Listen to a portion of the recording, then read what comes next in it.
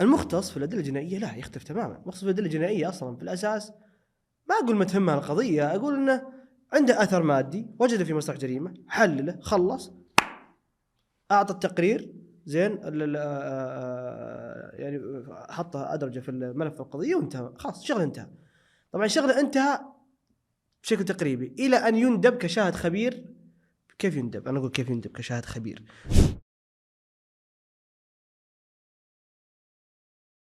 السلام عليكم ورحمة الله وبركاته. أصدقاء رأفة القانون، حياكم الله في حلقة جديدة مع ضيف جديد. ضيفنا الأستاذ معاذ العيد، متخصص في الأدلة الجنائية. يا هلا وسهلا، يا هلا. أول شيء أشكر لك على هذا اللقاء، وهذا الإصرار في اللقاء، لأن أنا من النوع اللي يكسل في أداء هذه المهام صراحة وهذه الأمور. فشكرا لكم، شكرا على، يعني على قولتهم سحبتوني من مكاني. أنا ترى متعود بس سناب، تيك توك، انستغرام وهكذا، يعني ما تجرأت المرحلة اللي إني أكون أمام الكاميرا وأمام الناس، ما عدا أمس. يعني أمس كان فيه محاضرة في جامعة الملك سلطان، ألقيتها مع الأستاذ محمد الشيباني، صحيح. فنعم. حياك الله، وجهودك أساسا تشكر وتذكر يعني. الله يجزاك لا خير، شك. الله يجزاك خير. تخصص الأدلة الجنائية نقدر نسميه تخصص، نقدر نسميه مجال. إيه. وش التخصص أو المجال الأدلة الجنائية؟ عرفنا يعني. تمام. أول شيء بادئ ذي بدء، معكم أخوكم معاذ عيد الحربي. أنا ماجستير، أحمل درجة الماجستير في الأدلة الجنائية، وبكالوريوس مختبرات طبية.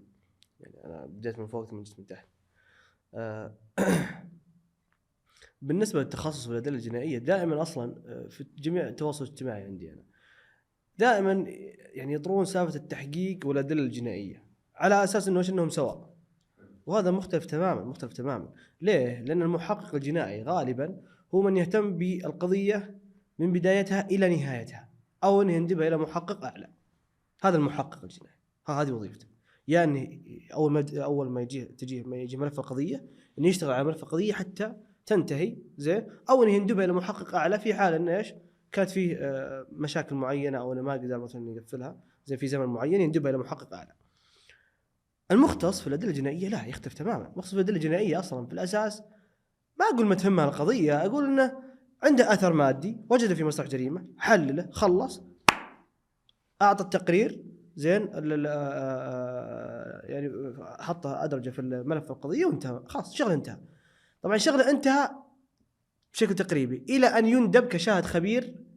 كيف يندب؟ أنا أقول كيف يندب كشاهد خبير، بمعنى أن الآن سوى أثر مادي، تحلل أثر مادي، تمام، أثر مادي، فلنقل حمض نووي.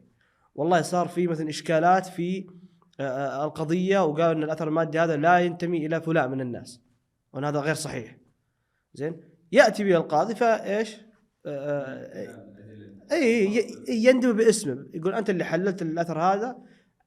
طبعا يكون كشاهد خبير في المحكمة، كيف تم تحليله وما إلى ذلك، فيسأل، فيجاوب على قدر الأسئلة إيش اللي يسأل بها، يعني من قبل المحامي، من قبل المجني، من قبل المجني عليه، من الدفاع اللي تسميها. ف بعد أن يدلي بشهادته كخبير، خلاص هنا انتهت مهمته.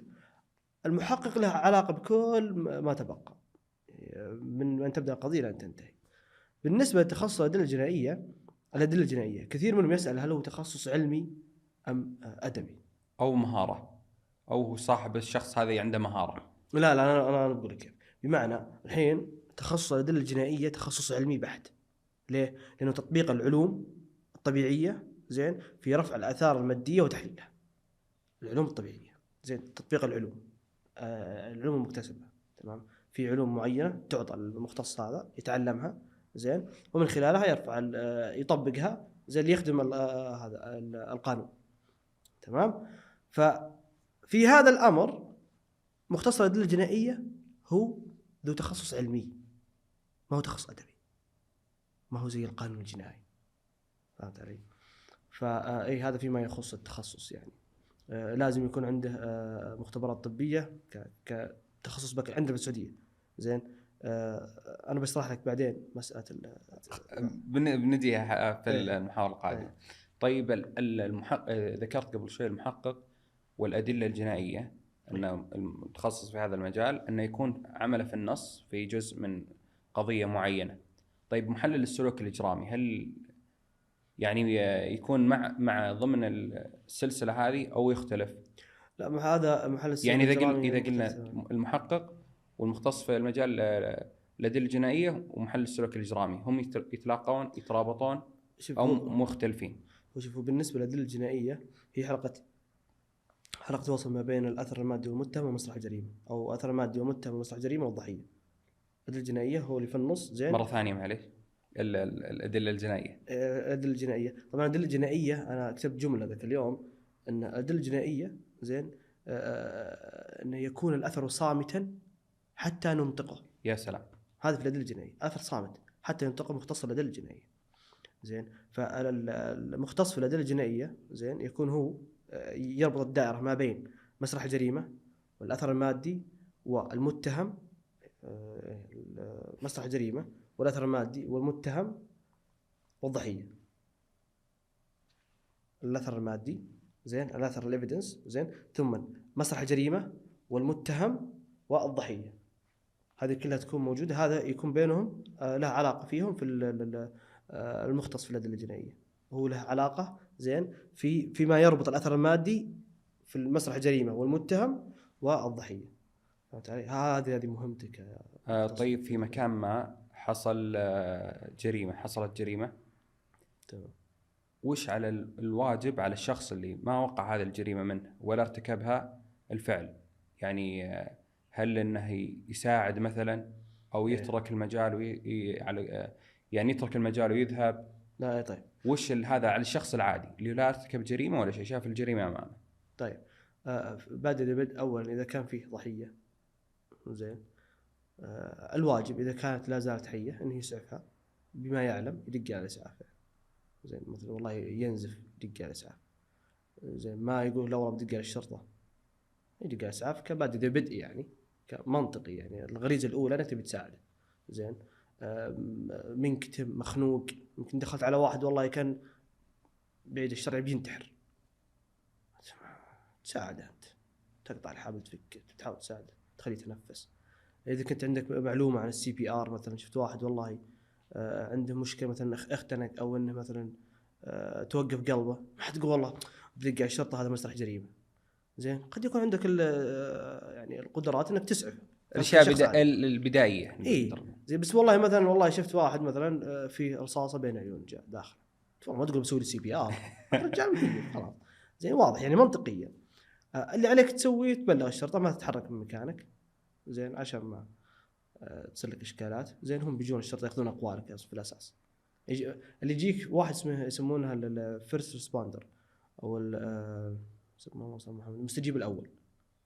المستجيب الاول هذا اللي هو بالدوري، اللي بالدوريه يمشون. اي نعم. يجي البلاغ ترى في المكان الفلاني كذا كذا كذا، يجي هذا هو المستجيب الاول، هذا ياخذ افادتك على طول. متى كنت هنا؟ ليش كنت هنا؟ وش سويت؟ وش ما سويت؟ كيف شفته؟ كيف لا؟ زين وش اللي سويته؟ فتحت الباب وفتحت شغلت اللمبه ولا ما شغلتها؟ لان هذه كلها زين متعلقه في الجريمه اللي اي متعلقه. يعني مثلا يقول والله انا ما شغلت اللمبه، مثلا اللمبه فلان مثلا بيقول طيب باب الحمام انت فتحته ولا ما فتحته؟ يوم جيت كان مفتوح ولا ما كان مفتوح؟ كم سياره كانت موجوده؟ هذه الاسئله كلها انت لازم يعني تجاوب عليها بدقه على قد ما تقدر. يعني لان بعض الاحيان في شيء يسمونه انه خطا الذاكره. صح. يكون مثلا يعني مثلا والله ما ادري، يقول انا شفت سياره بيضاء راحت، يعني يوم جيت شفت سياره بيضاء اسرعت. سياره بيضاء متاكد؟ والله ما ادري بيضاء بالليل والله اني ما ادري ما شفت انا. فنقع في الاشكاليات هذه. بس اذا اكتب في سياره اسرعت انت، يعني اهم شيء المعلومه الاكيده ان في سياره اسرعت من ذا المكان. زين عاد بعدها يكون في اجراءات اخرى. لكن كبادئ ذبد انك تتصل يعني تبلغ، هذا اول شيء تسويه. زين في حال اذا كان الوضع واضح انه كان في جريمه مثلا واضح، زين الطعن في القلب مثلا، في الرصاصه في الراس، في بدايه تبلغ الشرطه، تبلغ الاسعاف طبعا. زين وقعت جريمه في مكان ما، الى اي مدى او الى متى، الى اي كم الوقت تقعد اثار الجريمه اللي هو مثل ما قلنا الشيء الصامت؟ يعني الى اخر فتره، بحيث ان ما هل يعني بمعنى اخر هل الاثار الصامته تمسح وتروح ولا ما تروح؟ وش قصدك يعني؟ قصدك ان الاثر نفسه بدون حضور اي احد؟ اي يعني له فتره معينه بعدين مثلا ما حد بلغ ما في يعني. اي شوف على حسب يعني، مثلا البصمات تقعد الى اكثر من 50 سنه اذا ما تعرضت للحراره، ما تعرضت للغبار، ما تعرضت لاي اثر، او ما تعرضت الى اي شيء يخص ان تتاثر خارجيا من اشياء خارجيه. من اشياء خارجيه، هواء، رطوبه، حراره، بروده وما الى ذلك. فهي ما راح تكون موجوده البصمات. زين. الدماء على كل واثره زين، وطبيعه الاثر. زين. الدماء قد تتفكك، تتغير، تنشف، يصير لها ضرر. الحمض النووي نفسه يمكن يتضرر بشكل او باخر يعني. لكن الاثار الماديه هي موجوده يعني. طبعا الاثار الماديه يعني انت عارف في احنا عندنا نوعين من الادله. في عندنا دليل ظرفي، دليل مباشر. الدليل المباشر هو اللي يشير مباشرة إلى حقيقة ما. مباشرة. كالدم مثلا. لا، دم ظرفي. ليه؟ لأن الدم موجود هنا لكن ما أعرف إيش حقيقة وجوده هنا. اها. طيب لكن مثال على المباشر. أبجيك الحين لو فرضا أنا وياك الحين موجودين، تمام؟ أنا وياك موجودين، جيت أنا سلمك الله، أخذت مثلا سكين، زين، وجيت طعنت فخذك وهربت. فيه دليل مباشر هنا، من هو؟ شاهد عيان. الأستاذ فاضل موجود عندنا هنا، شاف الأمر بحقيقة عينه. زين. فهو يؤخذ بأقواله ويؤخذ بأقوالك أنت، كلكم أدلة مباشرة تشير على إيش؟ حقيقة ما. تمام. طبعا قد يؤخذ بها، هو يؤخذ بها، زين، وقد يكون مثلا لا أنتم متفقين علي يعني، أنت اللي جاي أنت أخذت السكين طعنت إيه. نفسك وتوطى عني كيدية. زين. فيؤخذ بها يعني. هذا طبعا لما أقول دليل مباشر لا يعني مباشرة أنه يؤخذ به خاصة، لا، يستأنس به. وفي من الادله المباشره عندك كاميرات المراقبه. دائما تشوف انت بتويتر، لانه تويتر هو المنصه اللي عندها نقل الاخبار زي كذا. زي انه مثلا لما واحد يسرق سياره واحد ولا يحرق سياره واحد، يرجعون للكاميرات. يرجعون للكاميرات. او حتى بتويتر تشوف يقول فلان شوف سرق سياره فلان، ولا فلان حرق سياره فلان. حنا واضح امامنا شكل الشخص اللي سرق، طوله، شكله، لونه، وزنه. يعني مستحيل مثلا واحد ولد زين طويل عريض سمين زين ثم اقول تم القبض على واحد نحيف قصير. طيب يا اخي هذا دليل مباشر يدلني على ان الحقيقه الفلانيه ان هذا حرق السياره، حقيقه واضحه موجوده. فهمت؟ فما اقدر افندها يعني. فنعم هذا بالنسبه للدليل المباشر. الدليل الظرفي لا، الدليل الظرفي مثل الاثار الماديه، اللعاب، السوائل الجسد، الدماء، مثلا ادوات الجريمه المستخدمه، هذه كلها اثار موجوده. تمام. لكن لا تشير الى حقيقه مباشره، انما غير مباشره قد تدل على شيء يعني معين يخص في القضيه نفسها يعني. طيب بما ان ذكرنا قبل شوي القصص اللي تظهر على تويتر، في الافلام والمسلسلات بعضها وقائع الجريمه اللي تكون فيها، هل هي مصوره على حقيقتها يعني، او انها مفتعله؟ شوف في الآونة الأخيرة صراحة لاحظت في بعض المسلسلات قليل جدا، يمكن لو تمد أصابعك بتعدها يعني، قليل جدا يعني. تحكي جزء من عمل الأدلة الجنائية، جزء منها. زين. لاحظت فيها شيء من المصداقية، لكن الكثير منها لغرض المتعة، لغرض الوناسة وسعة الصدر، ما يدخلونك فيها كعمق. ليه؟ لأنه بيكون ممل ومزعج. تمام. يعني احنا لما تشوف في مسلسلات الاف بي اي ولا مو الاف بي اي والطقه ذي، بالحمض النووي يقول دخلنا حمض النووي ثم يضغط لك انتر يطلع لك اشكال ناس ثم فجاه طق طق هذا وجه الشخص، اذا هذا هو فلنبحث عنه. او مثلا في البصمات فجاه يطلع لك يلا خلينا نبحث، مين كذا. زين. حتى بالاسلحه وما الى ذلك، ويعطيك 3 دي كذا حركات ان السلاح كان كذا ثم يرمى بهالشكل. هذا غير صحيح، لان معظمها لغرض المتعه، فما ما يتعبك بالتفاصيل هذه الدقيقه. معظم الحقائق الموجوده في الافلام والمسلسلات غير صحيحه، معظمها غير صحيح، فقط لغرض المتعه، لا اكثر ولا اقل يعني. عمل المتخصص في الأدلة الجنائية هو في المجال، يعتبر هو مجال التحقيق أو مجال الشرطة أو مجال القانون؟ شوف الأدلة الجنائية تابعة للأمن العام. تمام. مسألة التحقيق هم ما لهم علاقة بالتحقيق. مره ما له لا علاقه بالتحقيق لا من قريب ولا من بعيد. هو ما يحقق. صح في بعض المسلسلات يجيك زي ديكستر يعني ما عندنا مشكله نذكر اسماء مسلسلات هنا يمكن عندكم احراج فيها. فبعض المسلسلات ابطال الشخصيه الابطال نفسهم هم اللي يحققون هم اللي يحلون القضيه ما لها علاقه. يعني لو جاء مثلا حق الدليل الجنائي جاء عند المحقق قال ترى الموضوع 1 2 3 قال طيب ايش تبي انت؟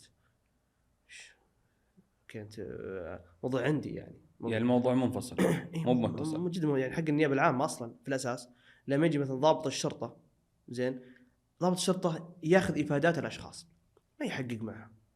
ضابط الشرطه ياخذ الافادات يعني لما يكون في متهم او في شخص معين ياخذ افاده اقواله لكن ما يحقق معه مره ما يحقق معه.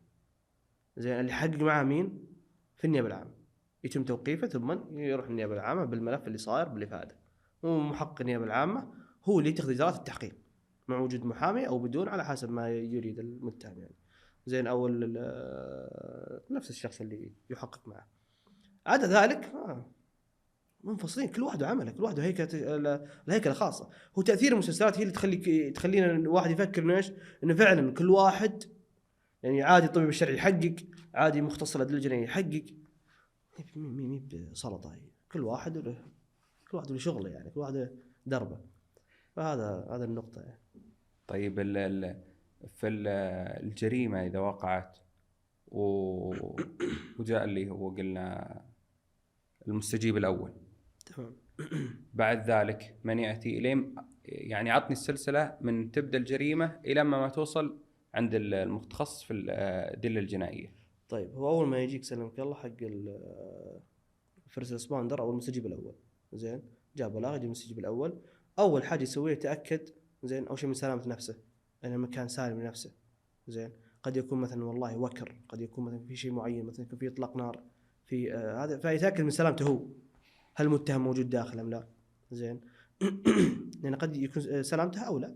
زين فاذا كان مثلا والله في تهديد يبلغ ما يعني او يتخذ اجراء معين يخص هذا الامر. اذا لا والله لا مثلا قال والله مثلا في شخص سرق في شخص طعن في شخص شيء من القضايا الجنائيه. زين اول حاجه يسوي تاكد من سلامه الناس الموجوده هل الشخص هذا نفسه حي ام ميت الضحيه موجوده ام لا. زين بعد يتاكد من سلامه المكان يحوط المكان.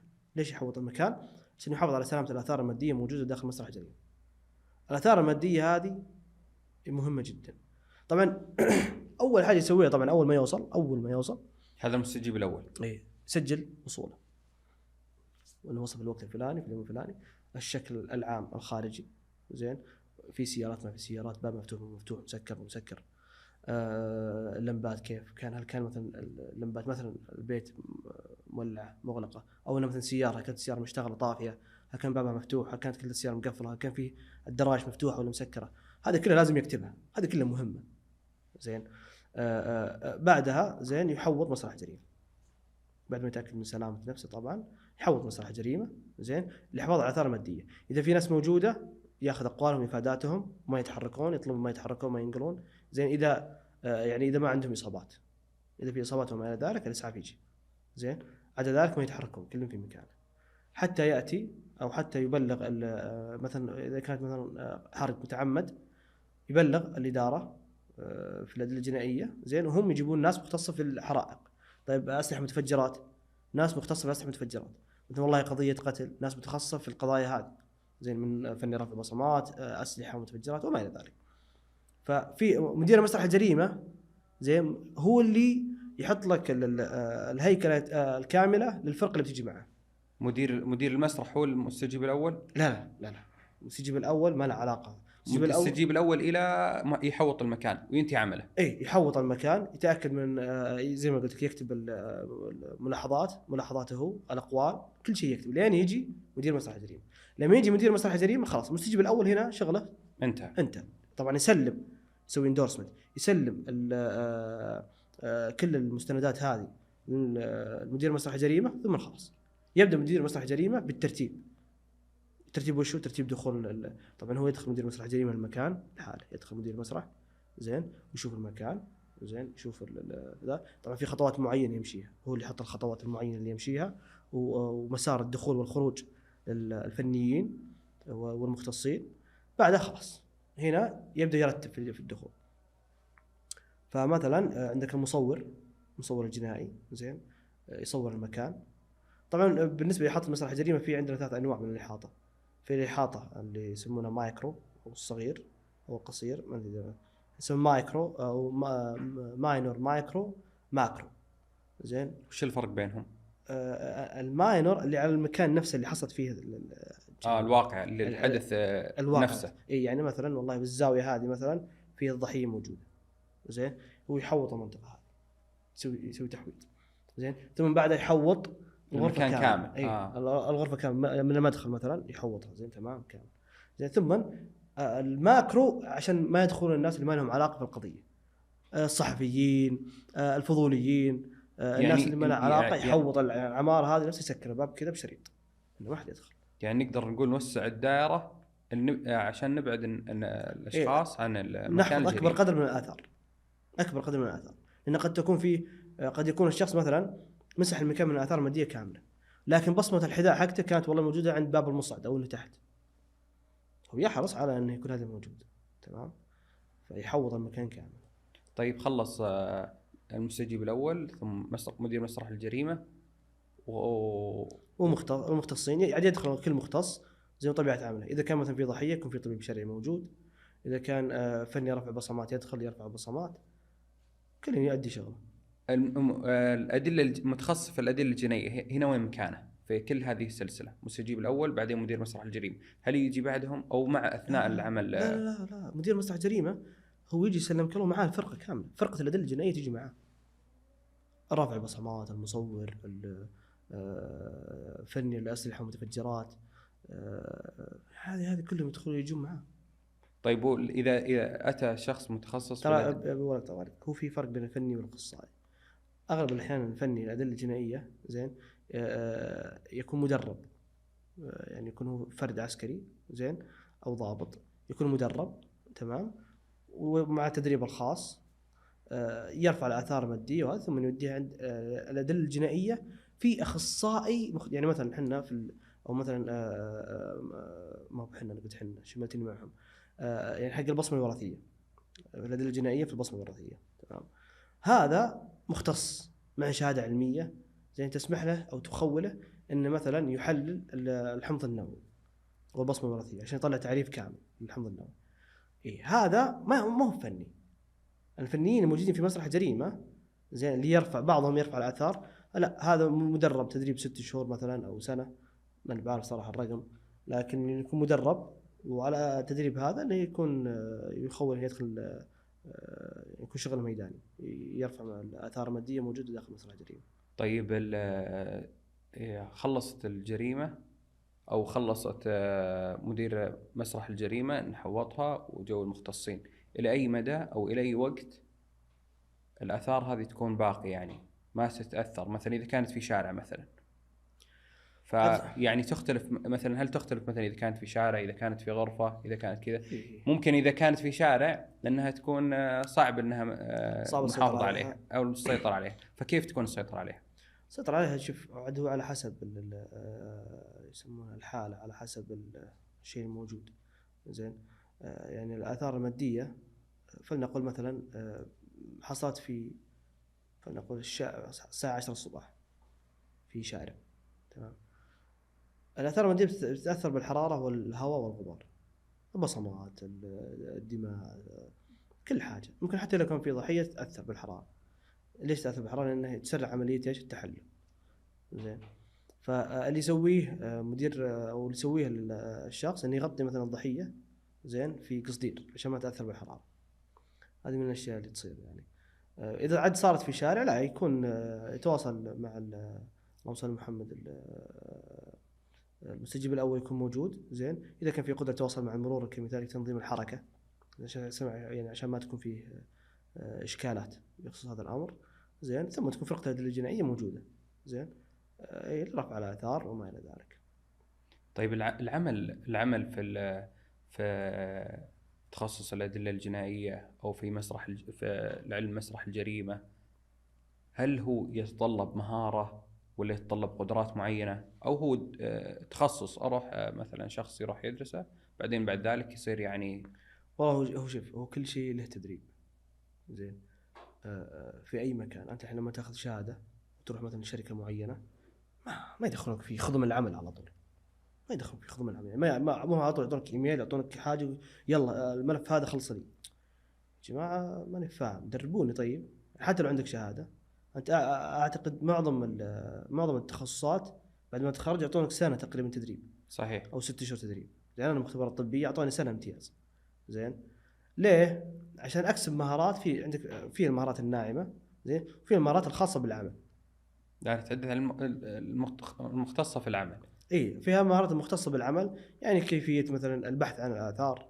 زين. يعني مثلا انا وانت لو نفتح الباب هذا فتحناه عادي، فتحنا الباب هذا عادي.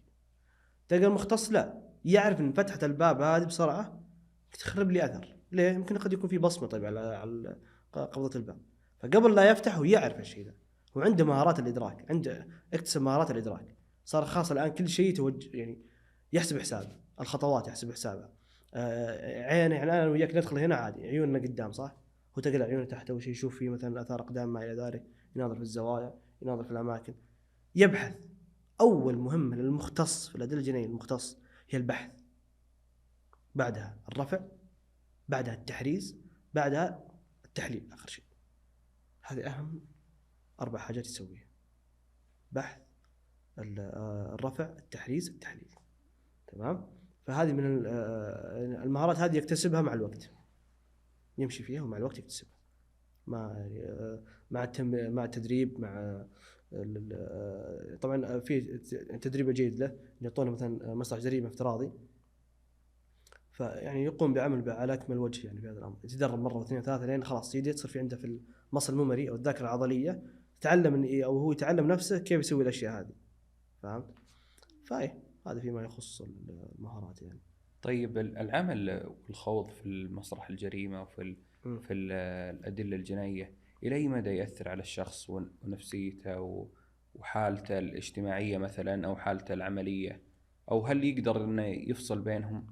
يعني يعني كثرة الشغل فيها يعني تتعب أتوقع تتعب الرأس وتتعب النفسية. والله كثرة الشغل بإمكان تتعب الراس يا رجال، بس انه هو عاد زي ما قلت على حسب، لانه لما الانسان يواجه انسان اخر منكوب قد اما مثلا قد ضحيه وما الى ذلك، بتاثر نفسيا، خاصه لما تكون مثلا طفله صغيره او طفل صغير، او مثلا شايب كبير، او مثلا واحد والله مثلا متضرر بامه او ابوه.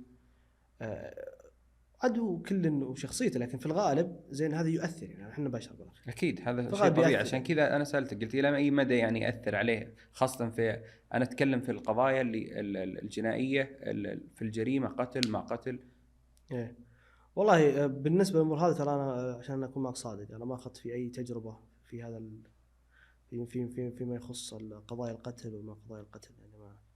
لا أنا أتكلم ايه لا، بس بقول لك يعني زين، يعني انا اعرف كثير من اخوياي من محمد الشيباني، يعني نمسي عليه ايه بنايف بس على الخير. كل واحد منهم زين الا انه يمر في مرحله، يعني عاد زي ما قلت على طبيعه الانسان. بعضهم تلقى ما اول ما يطلع، اول ما يبصم الخروج ينسى انه كان شغال على قضيه فلانيه، ولا كان شغال على، ما ينسى على طول. بعضهم لا، القضيه تنام معه، ينام ويفكر فيها ويهوجس ويتعب نفسيا. يعني محمد الشيباني كان له قصص كثيره، يعني ما ودي احرق عليكم اذا ودكم تجيبوني هنا. لا استضفناه في الحلقة الماضية. صدق. اي والله في حلقة من الحلقات جاءنا وتكلمنا في الموضوع، بس من شخصية محلل السلوك الإجرامي، سألته نفس السؤال، أنا إلى أي مدى تأثر عليه على حياته الشخصية. ايه، فزي ما قلت لك انت لما تكون في مواجهه بني ادم الاخرين زين، ويكونوا بالشكل الغير انا وياك دائما نشوف حالنا، نحب نشوف الناس الثانيه مثلنا بصحه طيبه، فهمت؟ لكن لما تشوفه مثلا يبكي، او تشوفه مثلا منكوب في طريقه بشيء من الاشياء، شوي على قولتهم تزهد شوي، او تضعف شوي، زين، تحزن شوي. فما بالك لما يكون مثلا في قضيه شخص مثلا زهقت روحه، او انه مثلا ما كان له راس، كمثال الجسد والرأس بتقعد معك، خصوصا لما تكون أول مرة. لكن مع الوقت تمتلك ملكة الصبر وملكة التحمل يعني، وأن عينك خلاص تتعود على الشيء ذا. زين طبعا العين ما حتتعود دائما، لكن بتخف أثر الصدمة يعني، فالنفسية حقتك بتكون يعني نقدر أجهد. نقول مع الوقت تدريجيا تنتقل إيه اخف طبيعي، اخف اخف طبيعي لما جدا. ما يصير مثل الشخص اللي يطلع من يصير إيه طبيعي. إيه بس على فكرة بعضهم يقول يحسبون إنهم إنه ما له مشاعر أو إنه بارد. لا هو ما له علاقة. يعني أنا بعطيك مثال، الحين لما أنا وياك شاهد فيلم مرعب ممكن يحصل نخاف ولا نفز ولا زين. طب لو شاهدناه مرة ثانية تقل اثر اي الصدمه. الصدمة بتقل، لو ثالث لو رابع. طيب لو شفنا فيلم ثاني بيكون طبعا فيلم ثاني بس ان شدة الرعب اعلى، بيكون في شوية من كذا انه الصدمه باقيه ما موجوده. اثر الصدمة موجود بس انه اخف من اللي اول. يعني لو شفنا ذا الثاني زين اول مرة يكون اثر الصدمة اعلى من الأول، بس الثاني بيكون اخف اقل شوي. فهذا اللي يفرق يعني.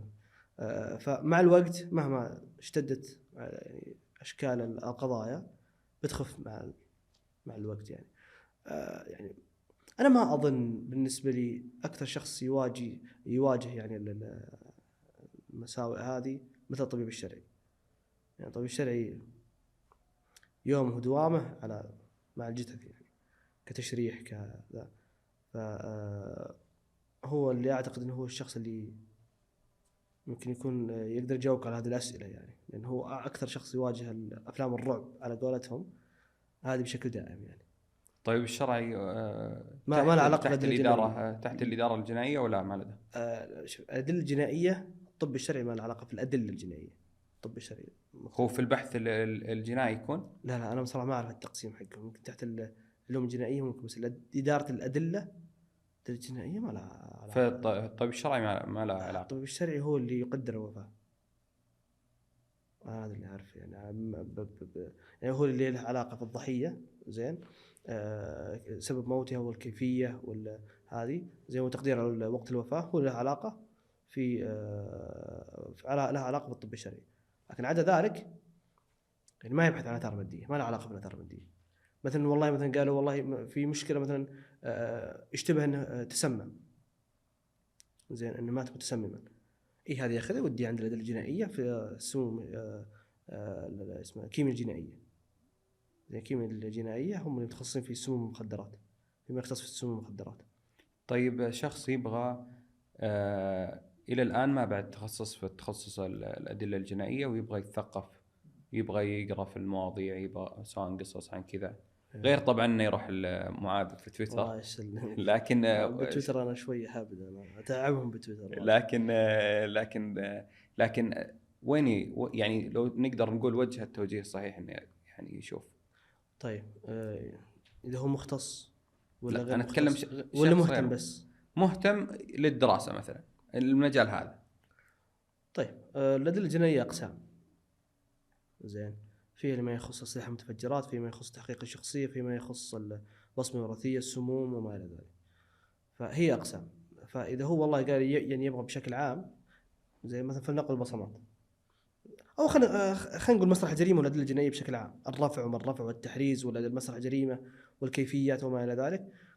في يعني احنا هنا ما اذكر في كتب عربيه مستحدثه تخص هذا الامر. اللي اعرف اغلبهم في يعني اذا كانت لغته انجليزيه كويسه حيستفيد ايما استفاده، حيحصل لان لغه العلم في الاونه الاخيره واللغه الانجليزيه. صحيح. زين فانا اعتقد ان بضغطه زر واحده بيلقى معلومات كامله تخص العلوم الجنائيه زين، وبالوان واشكال ومصادر ومراجع في كل ما يخص الادله الجنائيه. طيب خلص الشخص وبحث وتثقف، يبغى يدخل المجال، يدخله في الجامعة أو مثل ما سويت يدخل تخصص مثلا له علاقة في الأدلة الجنائية، بعدين في الماستر مثلا يدخل أو تخصص. طيب في عندك في طريقين أو في 3 طرق يعني طريقين. في الطريق زين اللي يكون مثلا فني في الأدلة الجنائية تمام، هذه في السلك العسكري مباشرة زين، هذه في السلك العسكري.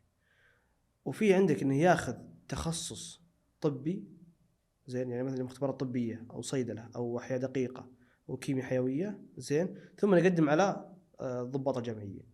من خلال الضباط الجامعيين نحالفه الحظ، وان كان فيه قدره، زين، انه يتم تحويله في المختبرات الجنائيه، او انه يكون في المختبرات الجنائيه في الامن العام، زين، او انه يكون مدني عن طريق انه يتخصص في التخصصات اللي ذكرتها، اللي هي احياء دقيقه، كيمياء حيويه، تقنيه حيويه، مختبرات طبيه وصيدله، زين، ومن خلالها يقدم كان وقتها في جداره، زين، في المختبرات الادله الجنائيه يتوظف هناك كمدني، او انه يكون معه زي ما تفضلت ماجستير في الادله، في الادله الجنائيه، في العلوم في الادله الجنائيه، زين، ومن خلالها يقدم عشان تزيد نسبه حظوظه في انه يعني يكون موجود كمدني في الادله الجنائيه.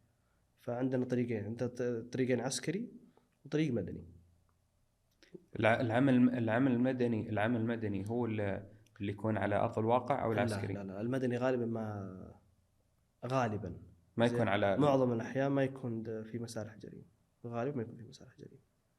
وش الفرق بين يعني وش الفرق انه يكون سواء المدني مدني غالبا وعسكري؟ المدني غالبا في المختبرات، المدني غالبا في المختبرات الادله الجنائيه. هم مكملين البعض. إيه او عمل هذا مختلف اللي في المختبرات، وعمل اللي نازل إيه مسرح لا الجريمه. اللي نازل مسرح الجريمه هذا مختص في رفع و اسمه ذا البحث ورفع وتحريز، زين، يرفعها ثم يحرزها، زين، ويعطيها مثلا، زين، بعد اكمال سلسله العهده يعطيها مثلا المختص في الادله الجنائيه، زين، في المختبرات. المختص هناك في المختبرات الادله الجنائيه، زين، اتكلم عن المختبرات اللي هي السموم والمخدرات، ومختبرات الكيمياء الجنائيه، ومختبرات البصمه الوراثيه، زين. هناك يكون ناس مختصه، زين، ويحلل، ياخذ الاثر ويحلله بناء على الموجود فيه يعني. وصلنا للنهايه، نبغى كلمه منك، نصيحه توجهها للمهتمين في هذا المجال، او بشكل عام للمشاهدين منصه الوقت القانون. والله اولا ان اصبت فمن الله، وان اخطات فمني ومن الشيطان، هذا واحد. الشيء الثاني، انا اتمنى اني وفقت في ايصال ولو شيء بسيط من المعلومات اللي عندي. الشيء الثالث، انا ماني محقق، بس عشان الناس كلها تفهم، انا ماني محقق ولا لي علاقه بالتحقيق ولا لي علاقه، لا من اتوقع بعد هالحلقه عرفوا والله ان شاء الله يعني. انا الغالبيه يحسبوني انا محقق، فكثير منهم يدخل علي في الخاص معه كيف اكون محقق، كيف اكون. انا ماني محقق يعني، انا معي فقط ماجستير في الادله الجنائيه يعني، لا لي علاقه لا من قريب ولا من بعيد في تخصص مختبرات طبيه يعني عشان مختبرات طبيه ثم مختبرات اسمها الادله الجنائيه ماجستير. فانا ما لي علاقه يعني مباشره فيها التحقيق يعني. التحقيق ودكم تروحون تحقيق، يا عندك ايش اقولها لهم، لانه الغالبيه ما وصلت المعلومه. وصل رساله مباشره يعني. ايه، تبي تحقيق، عندك شريعه وقانون، زين، قدم على النيابه العامه فيهم سنه محقق. تبي تكون والله ايضا تزيد الحظوظ، عندك قانون جنائي تاخذه كماستر. هذا وعلى فكره ترى حتى اصلا لما واحد ينقل في النيابه العامه حياخذ سنه دبلوم علوم جنائيه. يعني العلوم الجنائيه فيك العلوم الجنائيه فيك ما اخذها. لكن الفرق وين؟ فرق ان اذا انقبلت ام لا تقبل يعني في النيابه العامه. هذا الفرق بالنسبه للمحققين يعني. بعدها تدرج ملازم محقق جيم وملازم محقق، ما اعرف الرتب صراحه، بس ملازم محقق جيم ثم ملازم محقق باء ثم ملازم محقق الف ثم في النهايه ما انت محقق. ماني محقق.